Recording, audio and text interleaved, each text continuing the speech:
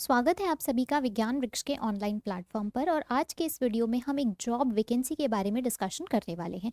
ये जो job vacancy है ये Telangana state level police recruitment board ने क्या किया है, रिलीज किया है on 14th of November.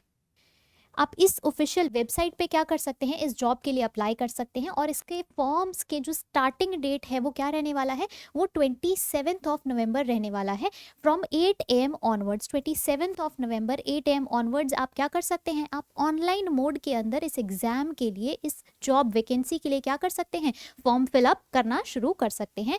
Till 15th of December, सिर्फ 5 बजे तक, 5 बजे शाम 15th ऑफ डिसम्बर तक ही आप क्या कर पाएंगे, इस एग्जाम के लिए फॉर्म फिलअप कर पाएंगे। ठीक है, अब बात करते हैं जरा नेम ऑफ द पोस्ट की। यहाँ पे कौन कौन सी पोस्ट क्या हुई है, रिलीज हुई है। यहाँ पे आपको 3 पोस्ट देखने को मिलेगी। एक तो पहली पोस्ट आपको कौन सी मिल जाएगी, आपको साइंटिफिक ऑफिसर की पोस्ट मिल जाएगी। ऑफ कोर्स हम किसकी बात कर रहे हैं, हम केमिकल साइंसेस के लिए या केमिस्ट्री के लिए ही बात कर रहे हैं। ठीक है, इसके कोरिस्पॉन्डिंग जो आपका पोस्ट कोड रहने वाला है वो क्या रहेगा, 52 रहेगा। इसके अलावा एक पोस्ट कोड 56 है जो कि साइंटिफिक असिस्टेंट के लिए अवेलेबल है।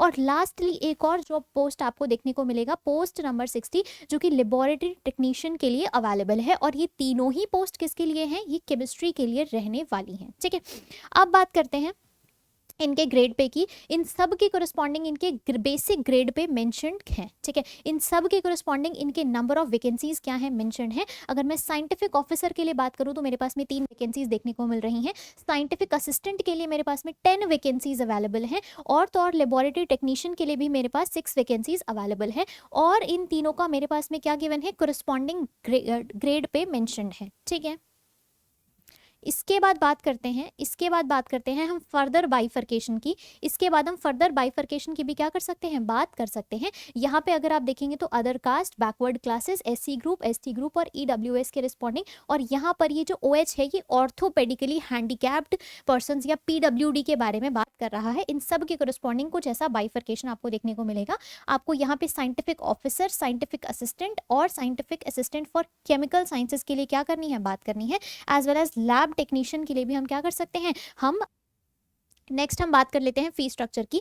क्या फी स्ट्रक्चर रहने वाली है, क्या फी स्ट्रक्चर्स रहने वाली है। अगर मैं रिजर्व्ड कैटेगरी की बात करूं, रिजर्व्ड कैटेगरी चाहे वो SC हो या ST हो, वो उनके लोकल स्टेट से ही बिलोंग करने चाहिए। मतलब तेलंगाना के ही SC STs को यहाँ पे क्या मिलने वाली है, रिलैक्सेशन मिलने वाली है। और उनका जो फी पे रहेगा, उनका जो फी एप्लीकेशन रहेगा वो कितना रहेगा, 1000 रुपीज़ रहेगा for scientific officer, scientific assistant के लिए 1000 रुपये और लैब टेक्नीशियन के लिए केवल 600 रुपये रहने वाला है। और बाकी सभी अदर कैंडिडेट्स के लिए कितनी फीस रहने वाली है, साइंटिफिक ऑफिसर के लिए 2000, साइंटिफिक असिस्टेंट के लिए भी 2000 और लेबोरेटरी टेक्नीशियन के लिए 1200 रुपये रहने वाली है। ठीक है, इसके अलावा अगर मैं बात करूं, इसके अलावा अगर हम बात करें तो हम क्या कर सकते हैं, ये जितने भी वैकेंसीज के लिए आपको अप्लाई करना है ये केवल आप ऑनलाइन मोड के अंदर ही क्या कर पाएंगे, अप्लाई कर पाएंगे। ठीक है, और ये रही इसकी ऑफिशियल वेबसाइट। ठीक है, इस ऑफिशियल वेबसाइट पे जाके क्या कर सकते हैं, आप इस जॉब वैकेंसी के लिए अप्लाई कर सकते हैं। हाँ जी, इसके अलावा देखिए हम एज रिलैक्सेशन की भी बात कर सकते हैं। The candidate must have attain 18 years of age and must not exceed before more than 34। ठीक है, 18 से 34 के बीच में ही क्या रहनी चाहिए, एज लिमिट रहनी चाहिए। हालांकि जो एज रिलैक्सेशन है वो कुछ कैंडिडेट्स के लिए दिया गया है, हालांकि कुछ और इसका जो रेफरेंस पॉइंट है वो क्या रहने वाला है, वो 1 जुलाई 2025 रहने वाला है। 2025 के रिस्पेक्ट में, 1 जुलाई 2025 के रिस्पेक्ट में एज रिलैक्सेशन आपकी क्या होंगी, कैलकुलेट की जाएंगी। ठीक है, इसके अलावा अगर देखो मैं रिलैक्सेशंस की बात करूं, इसके अलावा अगर हम रिलैक्सेशंस की बात करें तो यहाँ पे जो तेलंगाना स्टेट गवर्नमेंट के एम्प्लॉयज़ हैं उनको क्या मिलने वाला है, उनको आपको रिलैक्सेशन मिलने वाला है 5 ईयर्स का। उनको 5 ईयर्स का क्या मिलने वाला है, रिलैक्सेशन मिलने वाला है। इसके अलावा इंडियन आर्मी या इंडियन नेवी के अंदर में जो एक्स सर्विसमैन है उनको भी 3 साल का आपको रिलैक्सेशन देखने को मिलेगा। NCC इंस्ट्रक्टर को भी 3 साल का रिलैक्सेशन देखने को मिलेगा। इसके अलावा SC ST BCs and EWS economically weaker sections के लिए भी 5 ईयर्स का रिलैक्सेशन देखने को मिल रहा है। ऑर्थोपेडिकली हैंडीकैप्ड के लिए भी 10 ईयर्स का एक्सपीरियंस देखने को मिल रहा है। ठीक है, नेक्स्ट बात करते हैं नेक्स्ट बात करते हैं एजुकेशनल क्वालिफिकेशंस की। साइंटिफिक ऑफिसर की अगर मैं बात करूं, अगर मैं साइंटिफिक ऑफिसर की बात करूं तो उसके पास में एमएससी डिग्री होना चाहिए विद अ मिनिमम ऑफ 65%। ठीक है, किसी भी रेप्यूटेड, किसी भी सेंट्रल या स्टेट गवर्नमेंट यूनिवर्सिटी से, रिकॉग्नाइज्ड यूनिवर्सिटी से क्या होना चाहिए, एमएससी इन केमिस्ट्री होना चाहिए। ये मिनिमम बेयर मिनिमम क्या है, क्राइटेरिया गिवन है। ठीक है, साइंटिफिक असिस्टेंट की बात कर सकते हैं, यहाँ पर आपको मिनिमम 60% चाहिए होगा आपके एमएससी के अंदर। ठीक है, किसी भी रिकॉग्नाइज्ड यूनिवर्सिटी से। इसके अलावा अगर हम बात करते हैं लैब टेक्नीशियन की, अगर मैं लैब टेक्नीशियन की बात करूं तो यहाँ पे बीएससी विद फिजिक्स वाले भी क्या कर सकते हैं, अप्लाई कर सकते हैं। केमिकल साइंसेज वाले भी अप्लाई कर सकते हैं। साथ ही साथ देखो जूलॉजी और बॉटनी वाले भी क्या कर सकते हैं, अप्लाई कर सकते हैं। और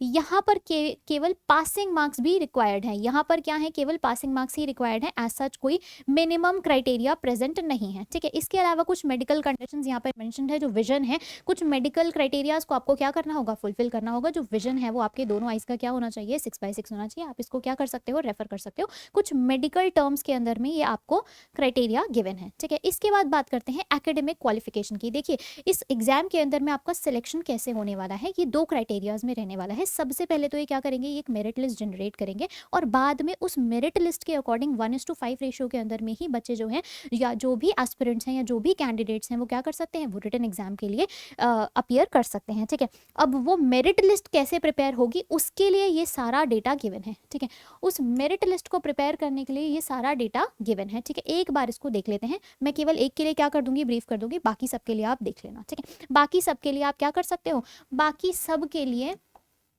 आप हमारे टेलीग्राम चैनल के ऊपर में जा सकते हैं, जहां पर आपको ये पीडीएफ मिल जाएगा। जहां पे आपको क्या मिल जाएगा, ये पीडीएफ का एक्सेस मिल जाएगा। ठीक है, देखो percentage of aggregate score of SSC आपके 10th और 12th के मार्क्स की बात कर रहा है। 10th और 12th के अंदर में आपका जो भी परसेंटेज स्कोर है उसको क्या कर दीजिएगा, 0.05 से मल्टीप्लाई कर दीजिएगा। मान लीजिए किसी के 90% है तो इसको हम क्या कर देंगे, 0.05 से मल्टीप्लाई कर देंगे। उसके आप 5 मार्क्स क्या कर सकते हो, उसको आउट ऑफ 5 में से मार्क्स अलॉट कर दिए जाएंगे। ठीक है, इसके बाद अगर मैं बात करूँ तो इंटरमीडिएट आपके 12th के अंदर में 10 मार्क्स का क्या रहने वाला है, वेटेज रहने वाला है।